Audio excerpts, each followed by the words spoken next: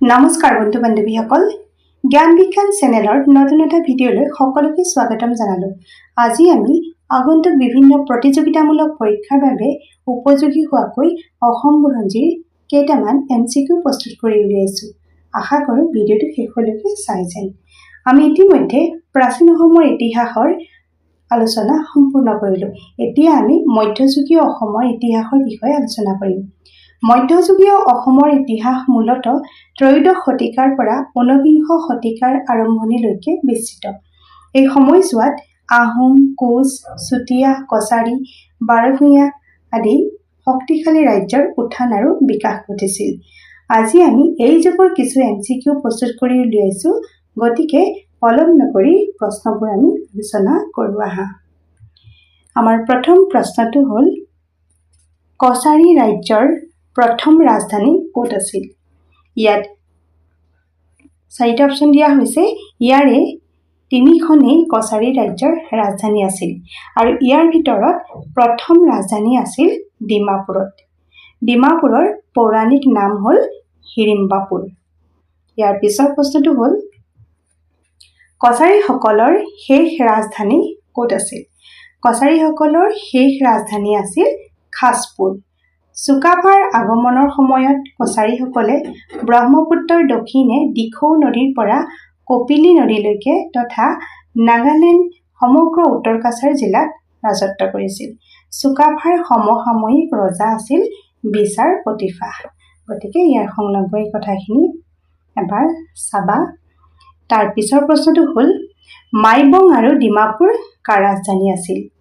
আমি ইতিপূৰ্বে পায়ে আহিছোঁ যে মাইবং আৰু ডিমাপুৰ কছাৰীসকলৰ ৰাজধানী আছিল। ইয়াৰ লগতে আৰু এটা কথা হ'ল, মন কৰিবলগীয়া কথা, আহোমসকলে ডিমাপুৰ নিজৰ দখললৈ নিছিল 1536 খ্ৰীষ্টাব্দত। ইয়াৰ পিছৰ প্ৰশ্নটো হ'ল, আহোমসকলে কছাৰী ৰাজ্য প্ৰথম আক্ৰমণ কৰে। আহোমসকলে কছাৰী ৰাজ্য প্ৰথম আক্ৰমণ কৰা চনটো হ'ল 1526 খ্ৰীষ্টাব্দত। ইয়াৰ পিছৰ প্ৰশ্নটো হ'ল, আহোমৰ কৰ্তলীয়া কছাৰী ৰজাজন কোন আছিল? আহোমৰ কৰ্তলীয়া কছাৰী ৰজাজন আছিল দেদচুং। 1531 খ্ৰীষ্টাব্দৰ পৰাই আহোমে কছাৰীসকলক স্থাপিত সঞ্চিত জ্ঞান কৰিছিল। ইয়াৰ পিছৰ প্ৰশ্নটো হ'ল, চুতীয়া ৰজাই নিৰ্মাণ কৰা তাম্ৰেশ্বৰী মাই মন্দিৰ কাৰ নামত উৎসৰ্গিত? চুতীয়া ৰজাই নিৰ্মাণ কৰা তাম্ৰেশ্বৰী মাই মন্দিৰ তাম্ৰেশ্বৰী দেৱীৰ নামত উৎসৰ্গিত। অসমৰ একেবাৰে উত্তৰ পূব কোণত চুতীয়া ৰাজ্য অৱস্থিত। বৰ্তমানৰ লখিমপুৰ আৰু ডিব্ৰুগড় জিলাৰ কিছু অঞ্চলক লৈ গঢ়ি উঠা ৰাজ্যখনেই আছিল চুতীয়া ৰাজ্য আৰু এই চুতীয়া ৰাজ্যৰ ৰাজধানী আছিল শদিয়া। গতিকে ইয়াৰ পিছৰ প্ৰশ্নটোলৈ আহোঁ আমি। চুতীয়াসকলৰ শেষ ৰজা কোন আছিল? চুতীয়াসকলৰ শেষ ৰজা নীতিপাল আছিল আৰু এই নীতিপাল আহোম ৰজাৰ হাতত মৃত্যু হয়। ইয়াৰ পিছৰ প্ৰশ্নটো হ'ল, কোচ ৰাজ্যৰ প্ৰতিষ্ঠাতা আছিল? কোচ ৰাজ্যৰ প্ৰতিষ্ঠাতা হ'ল বিশ্বসিংহ। খেন বংশৰ শেষ ৰজা নীলাম্বৰক পৰাস্ত কৰি বংগৰ আলাউদ্দিন হুছেইন শ্বাহে কামৰূপ কমতা ৰাজ্যত সূচনা কৰা মুছলমান ৰাজত্বৰ অন্ত পেলাই 1515 খ্ৰীষ্টাব্দত বিশ্বসিংহই কোচ ৰাজ্য স্থাপন কৰে। গতিকে 1515 খ্ৰীষ্টাব্দটো মন কৰিবলগীয়া আৰু বিশ্বসিংহই যে কোচ ৰাজ্য স্থাপন কৰিছিল এইটো মনত ৰাখিয়া। ইয়াৰ পিছৰ প্ৰশ্নটো হ'ল, কোনখন গাঁৱৰ পৰা কোচসকল একগোট হৈছিল? কোনখন গাঁৱৰ পৰা কোচসকল একগোট হৈছিল? ইয়াৰ ভিতৰত চিকনাবাৰী হ'ল শুদ্ধ উত্তৰ। চিকনাবাৰী গাঁৱৰ পৰা কোচসকল একগোট হৈছিল।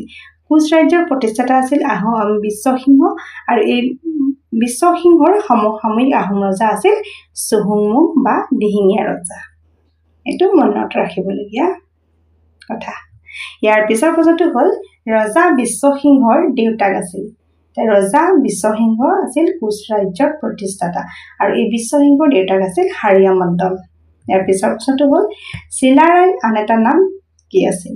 চিলাৰায়ৰ আন এটা নাম আছিল শুক্লধ্বজ। কোচ ৰজা নৰনাৰায়ণৰ ভায়েক আছিল চিলাৰায় তেওঁ কোচ ৰাজ্যৰ সেনাপতি আছিল আৰু তেওঁ যুদ্ধ বিগ্ৰহত অতি পাৰগত আছিল। তেওঁ চিলা চৰাইৰ দৰে ক্ষিপ্ৰগতিৰে যুদ্ধ কৰিছিল। সেইবাবে অসম বুৰঞ্জীত তেওঁ চিলাৰায় নামে জনাজাত। ইয়াৰ পিছৰ প্ৰশ্নটো হ'ল ৰজা নৰনাৰায়ণৰ মৃত্যু কেতিয়া হৈছিল? ৰজা নৰনাৰায়ণৰ মৃত্যু হোৱা চনটো হ'ল 1587 খ্ৰীষ্টাব্দ। 1587 খ্ৰীষ্টাব্দ। নৰনাৰায়ণে কোচ ৰাজ্যৰ সিংহাসনত অধিষ্ঠিত হোৱা চনটো হ'ল 1540 খ্ৰীষ্টাব্দ। ইয়াৰ পিছৰ প্ৰশ্নটো হ'ল ৰঘুদেৱ কাৰ পুত্ৰ? ৰঘুদেৱ চিলাৰায় পুত্ৰ আছিল। এই ৰঘুদেৱে হয়গ্ৰীৱ মাধৱ মন্দিৰৰ পুনৰ নিৰ্মাণ কৰিছিল। ইয়াৰ পিছৰ প্ৰশ্নটো হ'ল 1585 খ্ৰীষ্টাব্দত নৰনাৰায়ণৰ ৰাজত্বকালত কোচ ৰাজ্য পৰিদৰ্শন কৰা ব্ৰিটিছ পৰিব্ৰাজকজন কোন আছিল? এই নৰনাৰায়ণৰ ৰাজত্বকালত কোচ ৰাজ্য পৰিদৰ্শন কৰা বা কোচ ৰাজ্য ভ্ৰমণৰ বাবে অহা ব্ৰিটিছ পৰিব্ৰাজকজন হ'ল ৰাল্ফ ফিটজ। ইয়াৰ পিছৰ প্ৰশ্নটো হ'ল অসমৰ বিক্ৰমাদিত্য বুলি কাক আখ্যা দিয়া হয়? অসমৰ বিক্ৰমাদিত্য বুলি আখ্যা দিয়া হয় নৰনাৰায়ণক। নৰনাৰায়ণৰ দিনত কোচসকলৰ ৰাজনৈতিক গৌৰৱে উচ্চ শিখৰত আৰোহণ কৰিছিল আৰু এই নৰনাৰায়ণৰ আন এটা নাম আছিল মল্লদেৱ। এইটো মনত ৰাখিবলগীয়া কথা।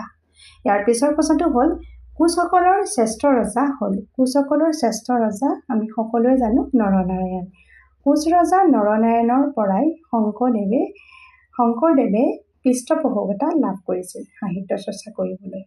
ইয়াৰ পিছৰ প্ৰশ্নটো হ'ল কোচ ৰাজ্যৰ বিভাজন কেতিয়া হৈছিল? আমি সকলোৱে জানো যে কোচ ৰাজ্যৰ এসময়ত বিভাজন হৈছিল আৰু এই কোচ ৰাজ্য দুই ভাগত বিভক্ত হৈছিল।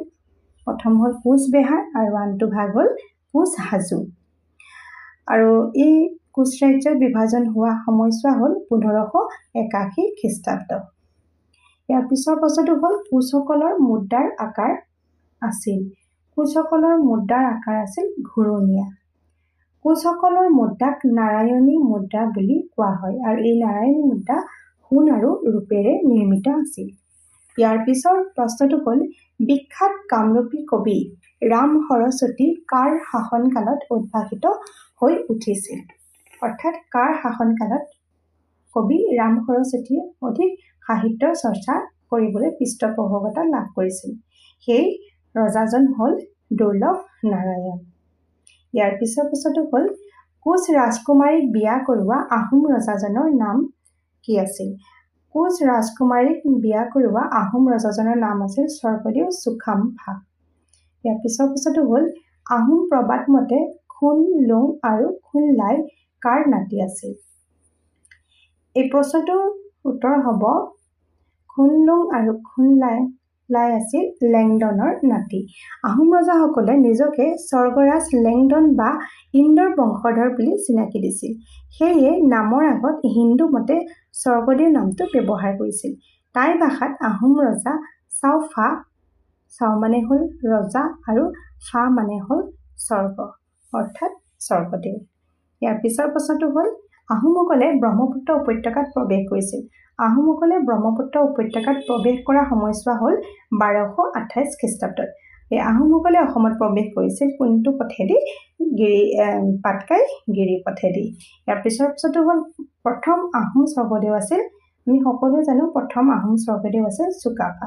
ত্ৰয়োদশ শতিকাৰ পৰা 19 শতিকাৰ আদি ভাগলৈ বা অৰ্থাৎ আহোমসকল অসমলৈ অহাৰ পৰা ইয়াণ্ডাবু সন্ধিলৈকে এই সময়ছোৱাকে অসমৰ ইতিহাসৰ মধ্যযুগ বুলি কোৱা হয় আৰু চুকাফা আছিল আহোম ৰাজ্যৰ প্ৰতিষ্ঠাতা। চুকাফা টাই বা থাই গোষ্ঠীয় লোক হানসকলৰ বংশোদ্ভৱ আছিল। ইয়াৰ পিছৰ প্ৰশ্নটো হ'ল আহোমৰ প্ৰথম ৰাজধানী আছিল? আমি সকলোৱে জানো যে আহোমৰ প্ৰথম ৰাজধানী আছিল চৰাইদেউ। 1253 খ্ৰীষ্টাব্দত চৰাইদেউত চাওলুং চুকাফাই আহোম ৰাজ্যৰ প্ৰথম স্থায়ী ৰাজধানী স্থাপন কৰে। এই চনটো মনত ৰাখিব কিয়নো এই চনটো পৰীক্ষাত প্ৰায় আহি থাকে।